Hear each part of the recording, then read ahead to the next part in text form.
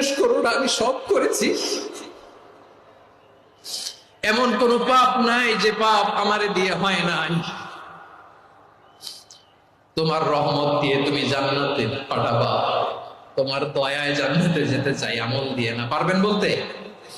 কিয়ামতের দিন আমরা বলবো, আল্লাহ আমার আমল দিয়ে জান্নাত চাই না, আমি তোমার দয়া দিয়ে জান্নাত চাই। তোমার দয়া ছাড়া আমার কোনো উপায় নাই। কারণ আল্লাহ যদি বিচার করে, বাঁচার কারো উপায় নাই। আল্লাহ যদি বলে ফেলেন তুই এটা করলি কেন, ওখানে গেলি কেন, কোরআনে 1000 বার নিষেধ করলাম তারপরেও এই পাপে জড়ালি কেন, এরকম প্রশ্ন ছুড়ে দিলে আমার উত্তর আছে? বাঁচার কোনো উপায় আছে? রোজ হাসরে হে আল্লাহ আমার করোনা বিচার, আল্লাহ করোনা বিচার।